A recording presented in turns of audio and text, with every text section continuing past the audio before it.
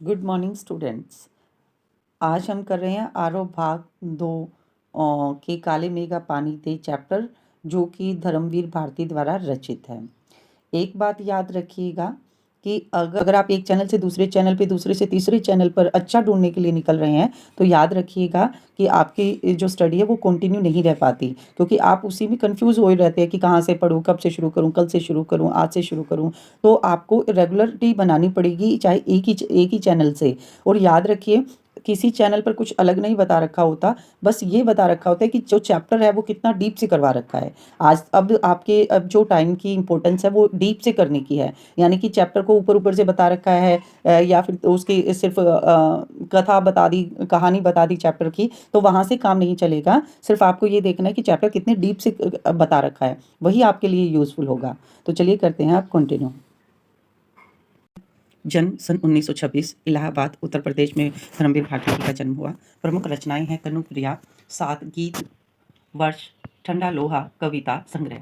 ये आपको जरूर याद रखने हैं। कनुप्रिया, सात गीत, वर्ष, ठंडा लोहा क्या है? इनके कविता संग्रह, क्योंकि रचनाएं देखकर ये भी पूछा जाता है कि ये क्या है। बंद गली का आखिरी मकान, कहानी संग्रह। बंद गली का आखिरी मकान है वो कहानी संग्रह है। सूरज का सातवां घोड़ा, गुनाहों का देवता, जो कि उपन्यास है। सूरज का सातवां घोड़ा, गुनाहों का देवता। अंधा युग गीति नाट्य है, जो कि नेट में भी लगा हुआ है आपके। पश्यंती, कहनी, अनकहनी, मानव मूल्य और साहित्य। ठेले पर हिमालय इनका निबंध संग्रह है, जो कि बहुत प्रचलित है, फेमस है। प्रमुख सम्मान पद्मश्री, व्यास सम्मान एवं साहित्य के कई अन्य राष्ट्रीय पुरस्कार इनको मिले हुए हैं। इनका निधन सन 1997 में हुआ है। मैं बता दूं कि ये चैप्टर 12th क्लास के लिए भी है, लेकिन 12th क्लास के लिए और कॉम्पिटिटिव एग्जाम दोनों के लिए चैप्टर है। 12th क्लास के लिए जो साहित्यिक परिचय है वो महत्वपूर्ण नहीं है, लेकिन जो कॉम्पिटिटिव एग्जाम के लिए साहित्यिक परिचय और चैप्टर दोनों ही इंपॉर्टेंट है, तो ये आप ध्यान रखिएगा।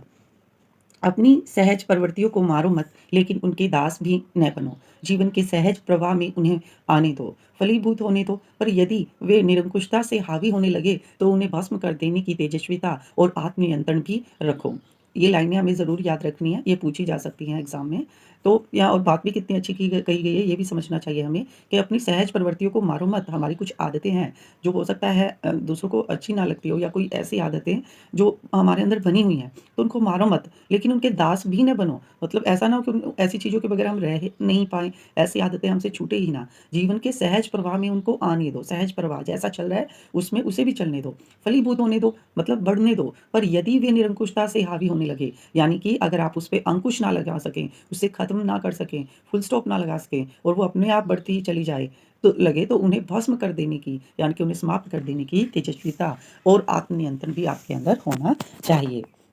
गुनाहों का देवता उपन्यास से लोकप्रिय धर्मवीर भारती का आज़ादी के बाद के साहित्यकारों में विशिष्ट स्थान है। उनकी कविताएं, कहानियां, उपन्यास, निबंध, गीति नाट्य और रिपोर्टाज हिंदी साहित्य की उपलब्धियां हैं। भारती जी के लेखन की एक खासियत यह भी है कि हर उम्र और हर वर्ग के पाठकों के बीच उनके अलग अलग रचनाएं लोकप्रिय हैं। वे मूल रूप से व्यक्ति स्वातंत्र्य, मानवीय संकट एवं रोमानी चेतना के रचनाकार हैं। तमाम सामाजिकता एवं उत्तरदायित्वों के बावजूद उनकी रचनाओं के में व्यक्ति की स्वतंत्रता ही सर्वोपरि है।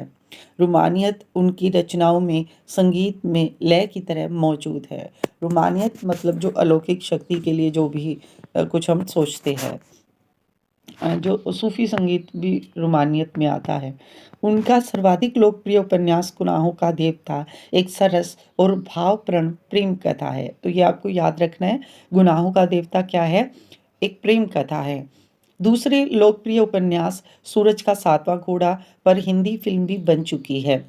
इस उपन्यास में प्रेम को केंद्र में रखकर निम्न मध्यम वर्ग की हताश, आर्थिक संघर्ष और नैतिक विचलन और अनाचार को चित्रित, नैतिक विचलन यानी जो मूल्यों से विचलित हो जाता है, अनाचार को चित्रित किया गया है। स्वतंत्रता के बाद गिरते हुए जीवन मूल्य, अनास्था, मोहभंग, विश्व युद्धों से उपजा हुआ डर और अमानवीयता की अभिव्यक्ति अंधा युग में हुई है।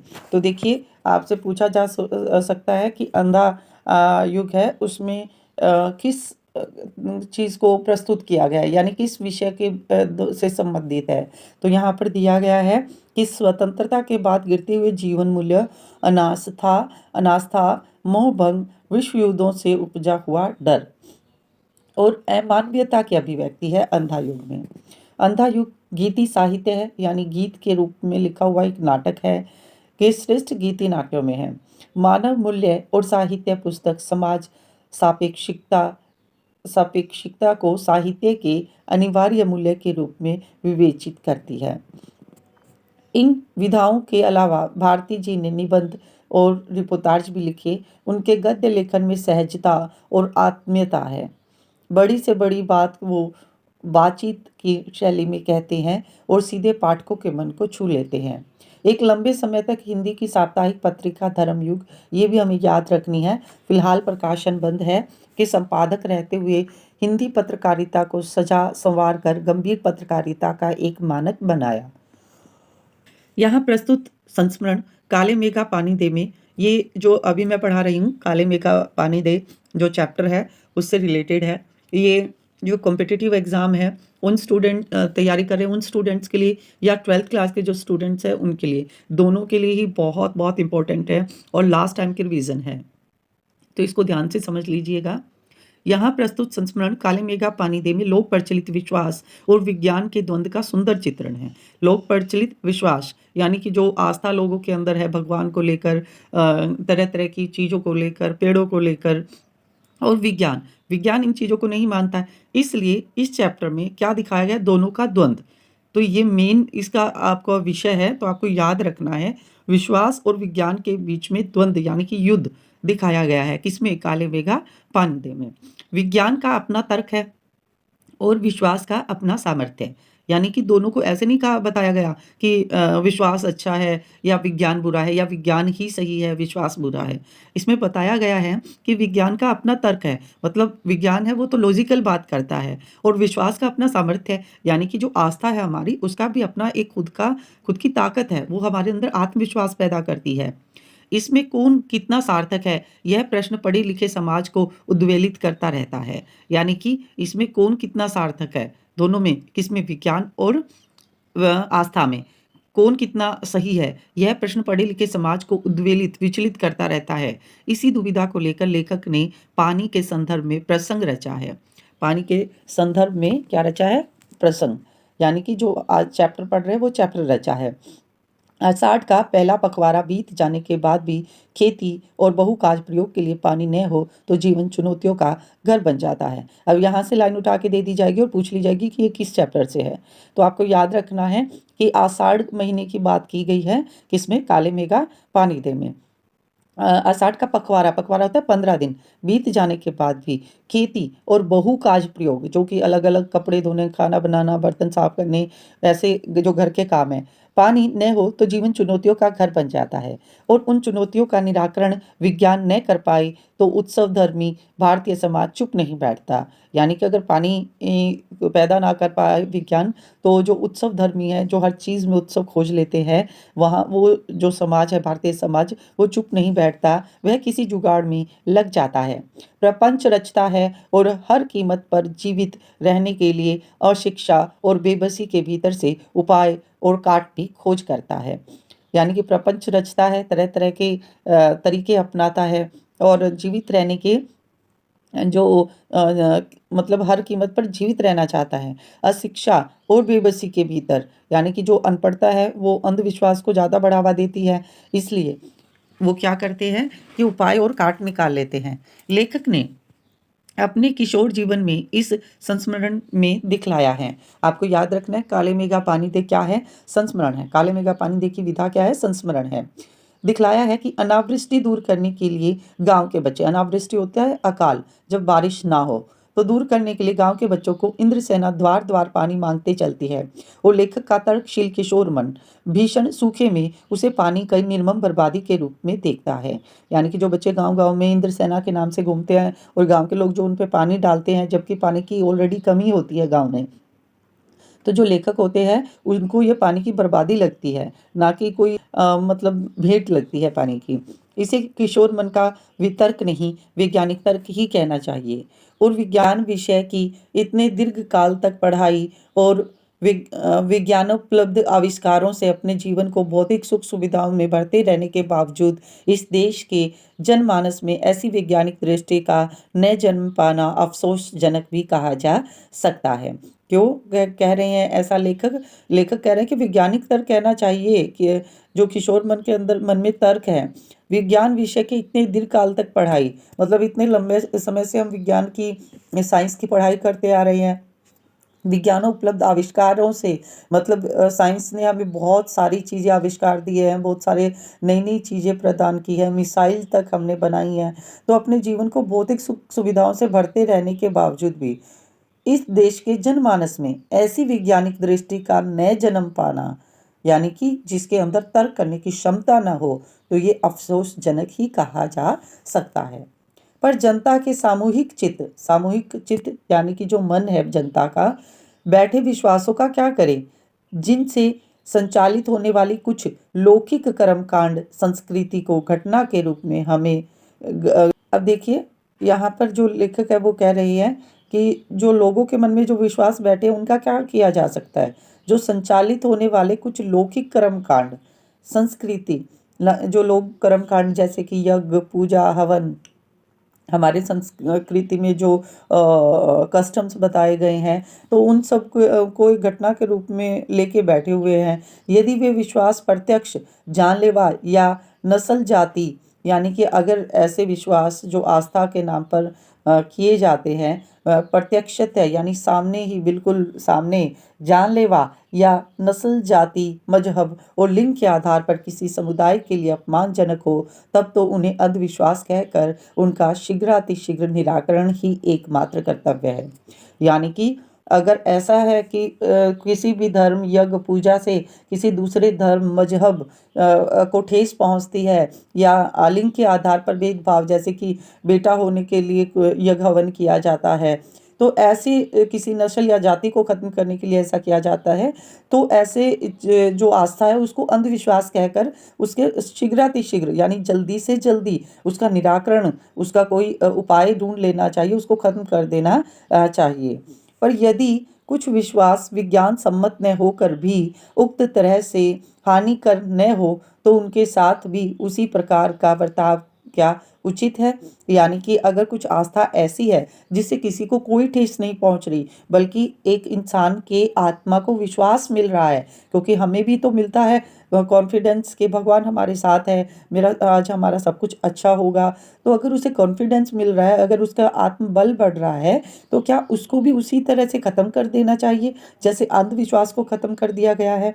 यहाँ पर लेखक अंधविश्वास और आस्था में डिफरेंस बता रहा है, तो ये भी आपको याद रखना है। ऐसा करने में क्या हमारे सांस्कृतिक मन में खाली खाली हो जाने का खतरा नहीं है? यानी कि हमारे कस्टम में, हमारी संस्कृति में जो पेड़ पौधों पर, जो बाकी चीज़ों पर आस्था दिखाई गई है, वो किसी न किसी औचित्य से दिखाई गई है। और अगर ऐसा नहीं होता है, तो क्या हमारी संस्कृति को धीरे धीरे खत्म होने का खतरा नहीं रहेगा? यही लेखक का प्रश्न है।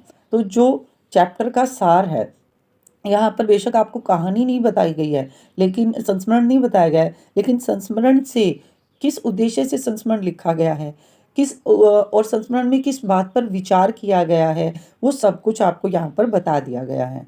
तो दास भी तो एक रचनात्मक भूमिका हो सकती है। आपातकाल में निराशा दूर करने या अधीरता को थामने, अथवा विविक्त जन चेतना को जोड़ने के अर्थ में। यानी कि आस्था को इस्तेमाल सही तरीके से भी किया जा सकता है। जब हम मुश्किल में होते हैं, तो हम उस विश्वास के सहारे अडिग बने रहते हैं। जब हम बेचैन होते हैं, विभक्त जन चेतना यानी जो लोग जिनकी अलग अलग मत है, अलग अलग सोच है, वो एक ही आस्था पर एक जगह जुड़ जाते हैं। अब सवाल रह जाता है कि बारिश के लिए किए जाने वाले उक्त भोले प्रयत्न किस कोटि के अंतर्गत है। यानी कि जो इंद्र सेना के रूप में बच्चे नाचते गाते हुए आते हैं, और वो लोग उन पे पानी की कमी होने के बाद भी पानी डालते हैं, ये समझकर कि तपती गर्मी में जो बच्चे धूप में घूम रहे हैं और नाच रहे हैं, उनके ऊपर पानी डालने से क्या होगा, इंद्र जो भगवान है वो प्रसन्न होगा। तो ये लेखक ने जो पूरे चैप्टर में ये बताया गया है, तो उसी के लिए लेखक कह रहे हैं कि अब सवाल रह जाता है कि बारिश के लिए किए जाने वाले उक्त भोले प्रयत्न, उक्त होते हैं जो ऊपर बताए गए हैं, भोले प्रयत्न किस कोटि के अंतर्गत है, यानी आज किसी को हानि पहुंचाने वाले हैं या फिर उससे किसी को कोई खतरा नहीं है। ये लेखक आपसे प्रश्न कर रहे हैं कि आप उसे किस कोटि में रखना चाहते हैं। लेखक ने कोई निर्णय नहीं दिया है, पर एक बात स्पष्ट होती है कि जीजी की संतुष्टि और अपने प्रति उसका आसक्त भाव बचाए रखने के लिए वह उन तमाम रीति रिवाजों को ऊपरी तौर पर ही सही अपनाने को बचपन में बाध्य बना रहता था। बाध्य यानी मजबूर। इससे क्या संकेत लिया जा सकता है? विज्ञान का सत्य बड़ा है या सहज प्रेम का रस, या दोनों? यानी कि चैप्टर आप पर ही डिपेंड है कि आप उससे क्या समझ लेते हैं कि आपके लिए विज्ञान क्योंकि देखो स्टार्टिंग में ही जो राइटर है वो कह रहे हैं कि विज्ञान हम सालों से पढ़ते आ रहे हैं, नई नई चीज़ों का आविष्कार किया है, आज हम जहाँ जितना विकसित हुए हैं वो विज्ञान के सहारे ही हुए हैं। लेकिन अगर उसके बावजूद भी हम किसी चीज़ पे तर्क ना कर सके, किसी के बारे में प्रश्न ना कर सके, तो उस विज्ञान का क्या फ़ायदा? लेकिन साथ ही साथ जो लेखक है वो ये कहते हैं कि जो आस्था है वो भी हमारे मन का विश्वास है, अगर वो किसी दूसरे को ठेस ना पहुंचाए। तो दोनों में कौन सा बड़ा है, ये प्रश्न आप दोनों से पूछ रहे हैं या दोनों बोला है, तो इसका आंसर यही होता है कि दोनों। यानी कि सहज आस्था जो कि प्रेम से लिप्त होती है, और विज्ञान, दोनों ही उचित हैं। तो चलिए अब हम चैप्टर स्टार्ट करते हैं। काले मेघा पानी दे। उन लोगों के दो नाम थे, इंद्रसेना या मेंढक मंडली। यानी जो बच्चे पानी के लिए घूमते थे नाचते हुए, जिन पे पानी डाला जाता था, उनके दो नाम थे। एक था इंद्रसेना और दूसरा था मेंढक मंडली। बिल्कुल एक दूसरे के विपरीत यानी अपोजिट। जो लोग उनके नग्न स्वरूप यानी कि नंगे शरीर, उनकी उछल कूद, उनके शोर शराबे और उनके कारण गली में होने वाले कीचड़ कांदों से चिढ़ते थे। कांदे भी कीचड़ ही होता है। कीचड़ से चिढ़ते थे, वे उन्हें कहते थे मेंढक मंडली। यानी कि आपको याद रखना है मेंढक मंडली कौन कह रहे थे? जो उनको पसंद नहीं करते थे। बच्चों के शोर शराबा, उछल कूद, कीचड़ कर देते थे नाचते हुए जब उन पर पानी डाला जाता था। उनकी अगवानी गलियों से होती थी। अगवानी यानी जहाँ से उनकी शुरुआत होती थी नाचने गाने की, गलियों से होती थी। वे होते थे 10-12 बरस के, 16-18 बरस के लड़के। कौन होता है? 10-12 बरस के लड़के होते हैं और 16-18 बरस के लड़के होते हैं। सांवला नंगा बदन, सिर्फ एक जांगिया, जांगिया टाइप, जांगिया जो कि अंडरगारमेंट्स में आता है, या कभी कभी सिर्फ लंगोटी, जो कुश्ती लड़ते टाइम लंगोटी पहनी जाती है, एक जगह इकट्ठे होते थे। पहला जयकारा लगता था। कौन? जो इंद्रसेना बनते थे वो जयकारा लगाते थे। सबसे पहले ये भी प्रश्न पूछा गया है कि जो इंद्रसेना है वो कौन सा जयकारा लगाते हैं, तो आपको याद रखना है, बोल गंगा मैया की जय। जयकारा सुनते ही लोग सावधान हो जाते थे। स्त्रियां और लड़कियां छज्जे बारजे से झांकने लगती थी और वह विचित्र नंग धड़ंग टोली उछलती कूदती समवेत पुकार लगाती थी। समवेत मतलब पूरे वेग के साथ। काले मेघा पानी दे, गगरी फूटी बैल प्यासा पानी दे, गुड़धानी दे, काले मेघा पानी दे। तो जो इंद्रसेना थी वो कहती थी कि काले मेघा पानी दे, यानी कि बरसात हो। गगरी फूटी बैल प्यासा, यानी कि जो गगरी है, जो घड़ा है वो फूट चुका है क्योंकि वो खाली है, और बैल हमारे प्यासे हैं। पानी दे, गुड़धानी दे, गुड़धानी होती है फसल, यानी पानी दोगे तो फसल होगी। काले मेघा पानी दे। उछलते कूदते एक दूसरे को धकियाते ये लोग गली में किसी दुमहले मकान के सामने रुक जाते थे। दुमहले होता है 2 मंजिला मकान। पानी दे मैया, इंद्रसेना आई है। और जिन घरों में आखिर जेठ या शुरू आषाढ़ के उन सूखे दिनों में पानी की कमी भी होती थी, जिन घरों में कुएं भी सूखे होते थे, उन घरों से भी सहेज कर रखे हुए पानी में से बाल्टी या घड़े भर भर कर इन बच्चों पर सर पर से पैर तक तर कर दिया जाता था। ये भीगे बदन मिट्टी में लोट लगाते थे, पानी फेंकने से पैदा हुए कीचड़ से लथपथ हो जाते थे। हाथ पांव बदन मुंह पेट सब पर गंदा कीचड़ मलकर फिर हाँक लगाते, बोल गंगा मैया की जय, और फिर मंडली बांध कर उछलते कूदते अगले घर की ओर चल पड़ते, बादलों को टेरते टेरते मतलब देखते हुए। काले मेघा पानी दे। वे सचमुच ऐसे दिन होते जब गली मोहल्ला, गांव शहर, हर जगह लोग गर्मी में भुन भुन कर यानी जल जल कर त्राहिमाम कर रहे होते। त्राहिमाम होते त्राही त्राही मचना, मतलब कोराम मचना, कष्ट होना। जेठ के 10 तपा बीत कर आषाढ़ का पहला पखवाड़ा भी बीत चुका है। 10 तपा यानी जेठ के अंदर 10 दिन ऐसे होते हैं जिसमें बहुत ज़्यादा गर्मी होती है। उसके बाद आषाढ़ का, जो कि बारिश का सा मौसम होता है, जब बारिश की शुरुआत होती है जून जुलाई, तो जुलाई जैसे कह रहे कि आषाढ़ का पहला पखवाड़ा यानी 15 दिन भी बीत चुके होते हैं। पर क्षितिज पर कहीं बादल की रेख नहीं दिखती होती। क्षितिज वैसे तो हम आप आसमान से ले सकते हैं, लेकिन वैसे क्षितिज कहा जाता है जहाँ पर धरती और आसमान मिलते हुए दिखाई देते हैं। तो वहाँ पर जो आसमान है उसमें कोई भी काले बादल दिखाई नहीं देते। नलों में एक तो बहुत कम पानी आता, और आता भी तो आधी रात को भी मानो खोलता हुआ पानी, यानी कि बहुत गर्म पानी आता था। शहरों की तुलना में गाँव में और भी हालात खराब होती थी। जहाँ जुताई होनी चाहिए वहाँ खेतों की मिट्टी सूख कर पत्थर हो जाती थी। फिर उसमें पपड़ी पड़कर जमीन फटने लगती। लू ऐसे कि चलते चलते आदमी आधे रास्ते में लू खाकर गिर पड़े। यहाँ पर जो मौसम है उसके बारे में बताया गया है कि कैसी हालत होती थी। जुताई होनी चाहिए, वहाँ खेतों की मिट्टी सूख कर पत्थर हो जाती थी, यानी बंजर भूमि हो जाती थी। और पपड़ी पड़कर जमीन फटने लगती थी, बंजर भूमि। लू ऐसी चलते चलते आदमी आधे रास्ते में ही लू खाकर गिर जाए। ढोर डंगर प्यास के मारे मरने लगते थे। जो पशु होते थे वो भी प्यास के मारे मरने लगते थे। लेकिन बारिश का कहीं नाम निशान नहीं। ऐसे में पूजा पाठ, कथा विधान सब करके लोग जब हार जाते, तब अंतिम उपाय के रूप में निकलती यह इंद्रसेना। वर्षा के बादलों के स्वामी है इंद्र, और इंद्र की सेना टोली बांध कर कीचड़ में लथपथ निकलती, पुकारते हुए मेघा को, पानी मांगते हुए प्यासे गलों और सूखे खेतों के लिए। पानी की आशा पर जैसे सारा जीवन आकर टिक गया हो। बस एक बात मेरी समझ में नहीं आती थी। किसकी समझ में नहीं आती थी? लेखक की समझ में। कि जब चारों ओर पानी की इतनी कमी है, तो लोग घर में इतनी कठिनाई से इकट्ठा करके रखा हुआ पानी बाल्टी भर भर कर इन सब पर क्यों फेंकते हैं? कैसे निर्मम बर्बादी है पानी की। देश की क्षति होती है इस तरह के अंधविश्वासों से। अब लेखक है वो जो मेंढक इंद्रसेना पर पानी डालने को क्या मान रहे हैं? अंधविश्वास मान रहे हैं। कौन कहता है इन्हें इंद्र की सेना? अगर इंद्र महाराज से ये पानी दिलवा सकते हैं, तो खुद अपने लिए पानी क्यों नहीं मांग लेते? क्यों मोहल्ले भर का पानी नष्ट करवाते घूमते हैं? नहीं, यह सब पाखंड है, अंधविश्वास है। ऐसे ही अंधविश्वासों के कारण हम अंग्रेजों से पिछड़ गए और गुलाम बन गए।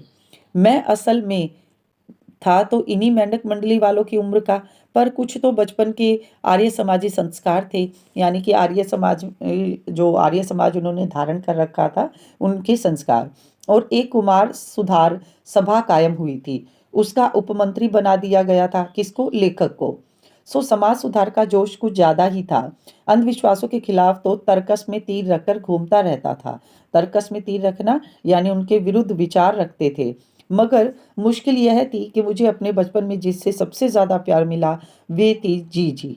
याद रखना है, कौन थी? जीजी। यूं मेरी रिश्ते में कोई नहीं थी। उम्र में मेरी माँ से भी बड़ी थी, पर अपने लड़के बहू सबको छोड़कर उनके प्राण मुझी में बसते थे। और वे थी उन तमाम रीति रिवाजों, तीज त्योहारों, पूजा अनुष्ठान की खान, जिन्हें कुमार सुधार समाज का सभा का एक उपमंत्री अंधविश्वास कहता था। यानी कि देखिए यहाँ विडंबना दिखाई है लेखक ने, कि लेखक जिसको अंधविश्वास मानते थे, जिन चीजों को, वही सारी चीजें कौन करती थी? जीजी। और जीजी सबसे ज्यादा प्यार किससे करते थे? लेखक से। इसलिए लेखक उनके विरुद्ध होते हुए भी उनको नहीं दिखाते थे कि ये सब चीजें मुझे पसंद नहीं है, क्योंकि वो उनसे प्यार करते थे और उन्हें जड़ से उखाड़ फेंकना चाहते थे। पर मुश्किल यह थी कि उनका कोई पूजा विधान, कोई त्योहार अनुष्ठान मेरे बिना पूरा नहीं होता था। क्योंकि जो जीजी थी, वो जो भी अनुष्ठान, जो भी त्योहारों में जो कुछ कस्टम, जो संस्कार इस्तेमाल करती थी, वो सिर्फ लेखक के भले के लिए करती थी, तो लेखक के हाथ से करवाती थी। इसलिए वो उनका विरोध भी नहीं कर पाते थे। पर मुश्किल यह थी कि उनका कोई पूजा विधान, कोई त्योहार अनुष्ठान मेरे बिना पूरा नहीं होता था। पर लेखक है वो त्योहारों के बारे में बता रहे हैं कि किस तरह से जीजी त्योहारों पे जो भी अपने रीति रिवाज अपनाते हैं कि और किस तरह से लेखक से पूरा करवाते हैं। दिवाली है तो गोबर की कौड़ियों से गोवर्धन और सतिया बनाने में लगा हूँ। जन्माष्टमी है तो रोज 8 दिन की झांकी तक को सजाने और पंजीरी बांटने में लगा हूँ। ये पंजीरी प्रसाद होती है। हर छठ है तो छोटी रंगीन फुलौड़ियों में भुजा भर रहा हूँ। भुजा होता है भुना हुआ अनाज। किसी में भुना चना, किसी में भुनी मटर, किसी में भुने अरवा चावल। अरवा चावल जो खील टाइप होते हैं, चावल जो होते हैं। किसी में भुना गेहूं। जी जी, यह सब मेरे हाथों से कराती ताकि उनका पुण्य मुझे मिले, केवल मुझे। लेकिन इस बार मैंने साफ इनकार कर दिया। नहीं फेंकना है मुझे बाल्टी भर भर कर पानी इस गंदी मेंढक मंडली पर। यानी लेखक उन्हें मेंढक मंडली जानते हैं और स्टार्टिंग में ही बताया कि क्यों कहते हैं मेंढक मंडली। पर जीजी बाल्टी भरकर पानी ले गई। उनके बूढ़े पांव डगमगा रहे थे, हाथ कांप रहे थे। तब भी मैं अलग मुंह फुलाए खड़ा रहा। शाम को उन्होंने लड्डू मठरी खाने के दिए तो मैंने उन्हें हाथ से अलग खिसका दिया। मुंह फेर कर बैठ गया। जीजी ने बोला भी नहीं। पहले वे भी तमतमाई, यानी उन्हें भी गुस्सा आया, लेकिन ज्यादा देर तक उनसे गुस्सा नहीं रहा गया। पास आकर मैं मेरा सर अपनी गोद में लेकर बोली, देख भैया, रूठ मत, मेरी बात सुन। यह सब अंधविश्वास नहीं है। उन्हें पानी नहीं देंगे तो इंद्र भगवान हमें पानी कैसे देंगे? मैं कुछ नहीं बोला। फिर जीजी बोली, तू इसे पानी की बर्बादी समझता है, पर यह बर्बादी नहीं, यह पानी का अर्ध्य चढ़ाते हैं, यानी कि भेंट चढ़ाते हैं। जो चीज मनुष्य पाना चाहता है उसे पहले देगा, नहीं तो पाएगा कैसे? इसलिए ऋषि मुनियों ने दान को सबसे ऊंचा स्थान दिया है। ये कौन कह रही हैं? दीदी। किसको समझा रही हैं? लेखक को समझा रही हैं कि जब तक आप किसी चीज का दान नहीं करोगे, अगर पानी की कमी है तो क्या हो गया, जो कमी है उसका भी दान किया जा सकता है। ऋषि मुनियों को काहे बदनाम करती हो जीजी? क्या उन्होंने कहा था कि जब आदमी बूंद बूंद पानी को तरसे तब पानी कीचड़ में बहाओ? ये कौन कह रही हैं? ये लेखक कह रही हैं जीजी से। जो जीजी है वो उनको समझा रही है। तो चलिए आगे देख। कुछ देर चुप रही जीजी, फिर मठरी मेरे मुंह में डालती हुई बोली, देख, बिना त्याग के दान नहीं होता। अगर तेरे पास लाखों करोड़ों रुपए हैं और उसमें से तू 2-4 रुपए किसी को दे दे तो यह क्या त्याग हुआ? त्याग तो वह होता है कि जो चीज तेरे पास भी कम है, जिसकी तुझको भी जरूरत है, तू अपनी जरूरत पीछे रखकर दूसरे के कल्याण के लिए उसे दे। तो त्याग तो वह होता है, दान तो वह होता है, उसी का फल मिलता है। अब देखिए, पर जीजी लेखक को समझा रही है कि पानी, जब लेखक कहते हैं कि पानी की ऑलरेडी कमी है, पानी की बहुत कमी है, पानी तो हमें चाहिए, ठीक है, हमें खुद के लिए पानी नहीं है। ऐसे में हम पानी अगर इंद्र सेना या कोई जो बच्चे हैं उनके ऊपर डाल रहे हैं तो ये तो पानी की निर्मम बर्बादी है। तो जीजी कहती है कि ऐसी चीज का दान करना जो आपके पास बहुतायत में है, बहुत अधिक मात्रा में है, ऐसी चीज का दान करना दान में काउंट नहीं होता। बल्कि ऐसी चीज जो आपके पास भी कम है और आप अपनी ज़रूरत को कम कर कर या अपनी ज़रूरत को पूरा न कर कर दूसरे की ज़रूरत को पूरा करते हो, वही दान में काउंट होती है, वही त्याग में गिनी जाती है। दान तो वह होता है, उसी का क्या मिलता है? फल मिलता है। फल वल कुछ नहीं मिलता, सब ढकोसला है। ये कौन कह रहे हैं? लेखक कह रहे हैं। मैंने कहा तो, पर कहीं मेरे तर्कों का किला पस्त होते लगा था, मगर मैं भी जिद पर अड़ा था। यानी कि जीजी की बातों से कहीं ना कहीं लेखक अपने आप को हारता हुआ सा महसूस कर रहे थे। उन जो जीजी की बातें थी वो ज़्यादा तर्कपूर्ण लग रही थी, लेकिन फिर भी लेखक ने जिद पर अड़कर कहा, फल वल कुछ नहीं मिलता, सब ढकोसला है। ढकोसला मतलब दिखावा। फिर जीजी बोली, देख, तू तो अभी से पढ़ लिख गया है, मैंने तो गांव के मदरसे का भी मुंह नहीं देखा। मदरसा होता है जो जहाँ पर उर्दू पढ़ाई जाती है, जो मुस्लिम संप्रदाय का एक स्कूल होता है। पर एक बात देखी कि अगर 30-40 मन गेहूं उगाना है तो किसान 5-6 सेर अच्छा गेहूं अपने पास से लेकर जमीन की क्यारियां बनाकर फेंक देता है, उसे बुआई कहते हैं। यह तो सूखे यह जो सूखे हम अपने घर का पानी इन पर फेंकते हैं, यह भी बुआई है। यह पानी गली के बोएंगे तो सारे शहर कस्बा गांव पर पानी वाले बादलों की फसल आ जाएगी। हम बीज बनाकर पानी देते हैं, फिर काले मेघा से पानी मांगते हैं। अब ऋषि मुनि कह गए हैं कि पहले खुद दो, तब देवता तुम्हें चौगुना अठगुना करके लौटाएंगे भैया। यह तो हर आदमी का आचरण है जिससे सबका आचरण बनता है, यथा राजा तथा प्रजा। सिर्फ यही सच नहीं, सच यह भी है कि यथा प्रजा तथा राजा। यही तो गांधी जी महाराज कहते हैं। गांधी जी महाराज या महात्मा गांधी जी के लिए कहा गया है। जीजी का एक लड़का राष्ट्रीय आंदोलन में पुलिस की लाठी खा चुका था। तब से जीजी गांधी महाराज की बात अक्सर करने लगी थी। तो यहाँ पर देखिए कि जो जीजी है वो लेखक को समझाती है कि अगर आपको फसल चाहिए तो पहले आपको फसल की बुआई करनी पड़ेगी, और जो फसल की बुआई करने के लिए आपको 30-40 मन जो गेहूं चाहिए उसके लिए 4-5 मन गेहूं बुआई में लगाने पड़ेंगे। इसी तरह पानी है कि पानी को हम इंद्रसेना पे डालेंगे, 2 बाल्टी डालेंगे तो हमें बहुत मात्रा में पानी मिलेगा, और हमें नहीं पूरे गाँव को, पूरे कस्बे को पानी मिलेगा।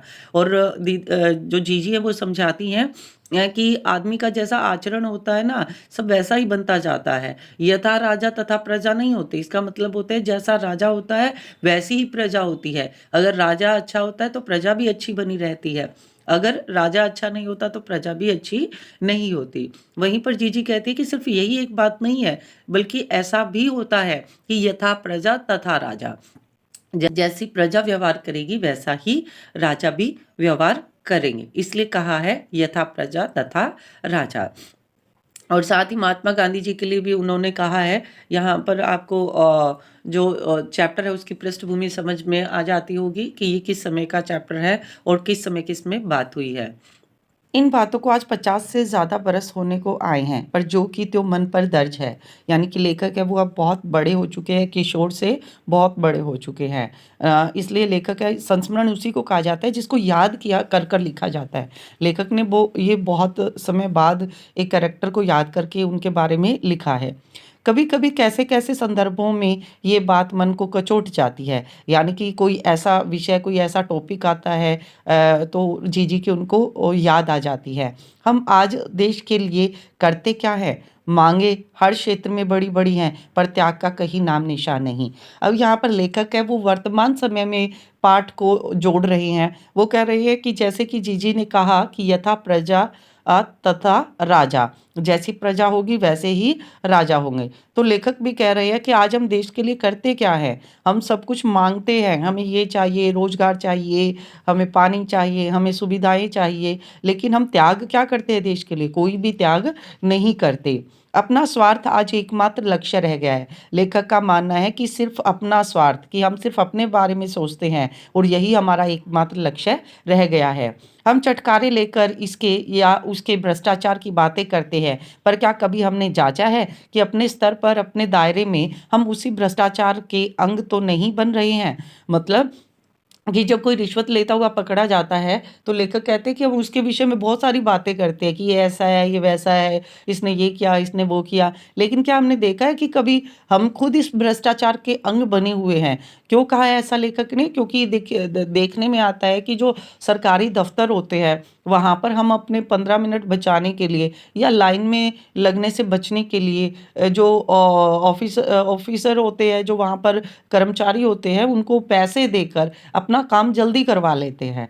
तो इस तरह से जो कर्मचारी होते हैं उनको आदत हो जाती है काम को डिले करने की, लेट करने की, ताकि उनके पास ज़्यादा से ज़्यादा जो रिश्वत है जो उसकी अप्रोच आए।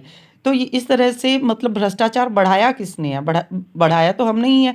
शुरुआत तो हम ही कर रहे हैं उसकी।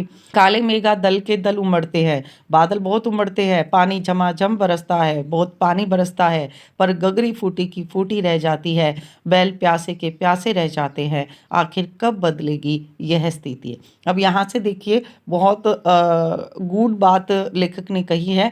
लेखक कह रहे हैं कि जो सरकार है उसके पास तो उसके मतलब वो अपनी तरफ से खर्चा कर रही है, जो सरकार है वो पैसे लगा रही है, नई नई योजनाएं बना रही हैं, ठीक है। इसके लिए कहा है कि काले दल के दल उमड़ते हैं, पानी झमाझम बरसता है, यानी कि पैसा बहुत लगाया जाता है, पर गगरी फूटी की फूटी रह जाती है, लेकिन जो ज़रूरतमंद लोग होते हैं उन तक वो पैसा पहुंचता ही नहीं है।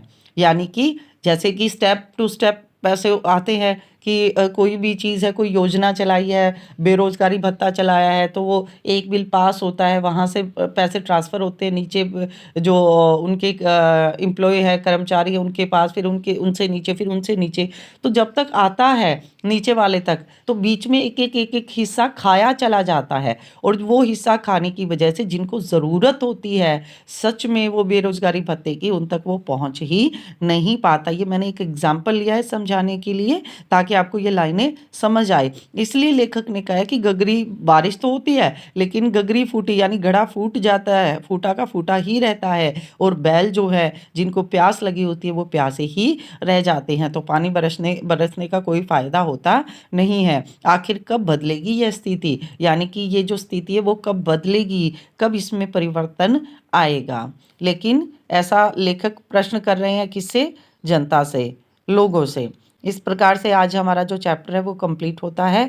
आशा करती हूँ आपको ये चैप्टर समझ आया होगा।